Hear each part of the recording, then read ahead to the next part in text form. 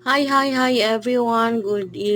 Maayong adlaw di ay karong mga adlaw kay muna siya guys kay at maniud to data. So kana siya gutom kay ko anak guys kay alas 12 pasado na gid na unya nadto ko sa kantin noon nang ako nakita ana nga sudan ako nagustuhan anak kay humba guys. So man siya.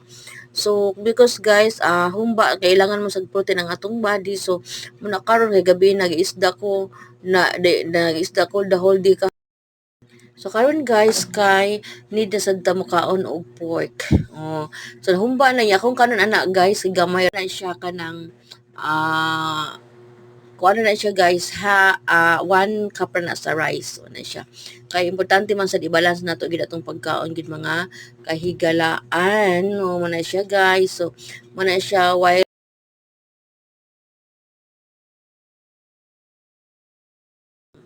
ah nagkuan ko ana guys nagtiwas ko og kana siyang istorya kay napoy gibuhat sa kuan PC kana pagabot sa balay guys igabot sa balay kinagawian jud ako nga mo inom gyud ta og water kay importante jud ang tubig nga makainom ta og tubig nga 8 glasses of water a day. So, sige pa rin kamutan nato mainom ta og tubig guys kay kinahanglan sad na sa ato nga health ang tubig.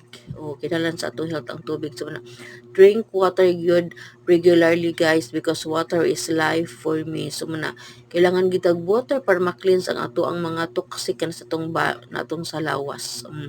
Not only in outside our body guys but inside our body also kailangan gid limpyo gina siya. So we're going to advise to eat to what is that to drink water at least 8 glasses of water a day. So water is life guys, so let us drink water.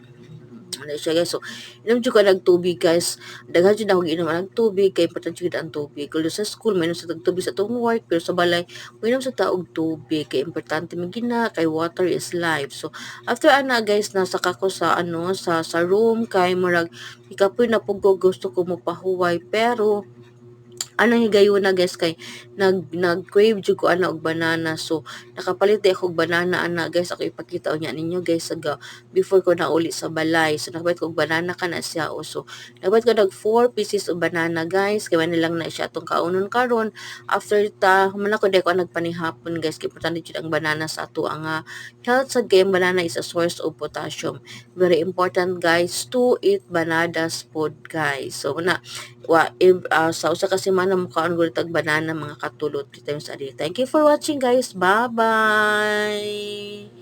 Thank you so much.